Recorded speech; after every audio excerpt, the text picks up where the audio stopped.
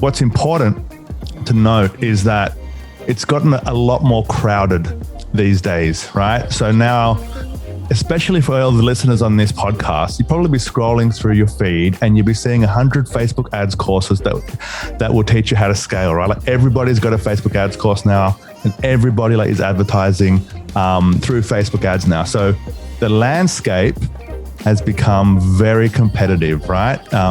For people that have a short-term mindset trying to capture money from their audience on Facebook, right? These advertisers are going for first date and they want to get married, right? Like that's the example that Ryan Dice, founder of digital marketing. Yeah, that's what he talks about. Sorry, that just eluded me for a second. That's what he talks about, right? So the psychology, and it's basic stuff, but this is the place I want to start. The psychology is to think of it like a date, to think of it just like a long-term strategy. Now we can condense the steps, but the first step is always to create something that gets attention. Start with a credibility video, and then have a series of videos that talk through the benefits of it, that talk through the reviews, the customer reviews, that talk through the benefits of it, that show the product in many different ways, right? And if you get the funnels correct in terms of the messaging, in terms of the ad creative and so on, then you test it on the audiences across Facebook, right? Now, audiences are probably more important than the creative, but if you have the wrong creative, it never works, right? It's like they're both as important as each other, but if you get the audience wrong, it doesn't work. If you get the creative wrong, it doesn't work, right? But if you've got the right creative strategy, the funnel they call it, then you can start experimenting with audiences. How do you guys grab that attention? Look, if we're talking, this is a challenging conversation because there's both the B2B side of things and the B2C side of things. So I'm trying to not answer them both at the same time, right? So I will try my best to just keep it kind of high level. And then if we have to go into specifics, then we go into specifics, right? Because there's also e-commerce as well. There's all these other kind of areas as well. But we usually start, if a client starts with us these days, right? And this has been the same for the last few years, right? We start by creating personas. So we will create an outline of who are the audiences that we're speaking to, right? So if it's in the B2C space, it might be mums with kids who like CrossFit, right? It might be men aged 25 to 45 who like the UFC and who drink whiskey, right? Right. We start with that, right? And then we try to build out, the things that are important to them, so how is their day?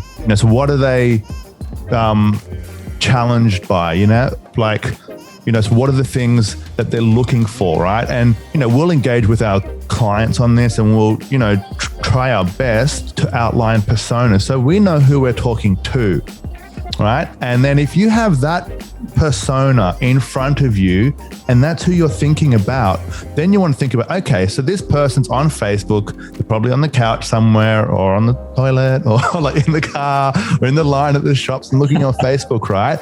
And so what are you going to say to them to get them to engage with you, right? This is it sounds super basic, right? But it took me 15 years to get to a point that I could be super basic because in the beginning, I'm trying to hack if I use the brand awareness campaign and I retarget them here and I do this and I'm trying to maximize all the technical functions in the Facebook ads platform. I thought that's what it was about. That's like nothing. That's easy. Everybody can do that. The algorithm can do that these days, right? Better than most people actually, right? And so what the hard part is to get into the mindset of the person who you're trying to market to, to create personas. I call it like eating vegetables, right? Like no one wants to eat your vegetables, right? But that's how you be healthy. That's how you become fit, right? You don't become fit by having the desserts, right? And I call the desserts the platforms, right? Like that you jump in, you launch a few ads, you press publish and it's live and it's like, okay, now we're just gonna wait for the money to come in. And it just never, it's harder to make that happen these days. So, we start with personas. We understand the persona, then we create some messages specific to that persona, right? And it'll be different to a middle-aged man than a 21-year-old woman, right? In selling something that nobody knows about, and it's in an industry where it's important for brand credibility, like fashion, that's a huge one. Like health and fitness, that's a big one, right? You're not just going to go out and say, hey, we have this product. You probably want to go out and get a couple of influencers to help, like as a step one, right? To get them to talk about your product or to get customers. This is like another one, right? To get some customers to talk about it and to maybe create some testimonial content or something like that. Hopefully with video if you can, because it's better. But if not, try your best. People don't really care what the product is. They just want the outcome that the product promises.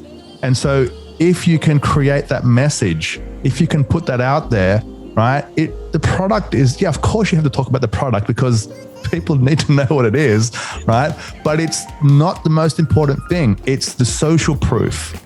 It's, it's the videos of customers talking about it. If you don't need these big influencers, if you've got the right creative process, right? But you do need to be able to make a video that looks good, to be able to craft a message that works, and to have a lot of these, you need people talking about your product. Yeah. You can't just hope to sell something by sharing some recipes or whatever, right?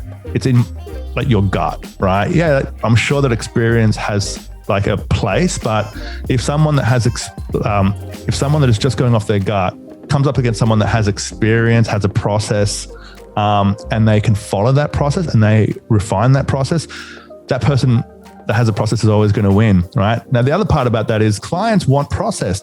Clients don't want cowboys and other cowgirls, right? They just want people who have a process that works above average of the time, right? That's what you pay for. You pay for talent for sure, but talent plus process always wins.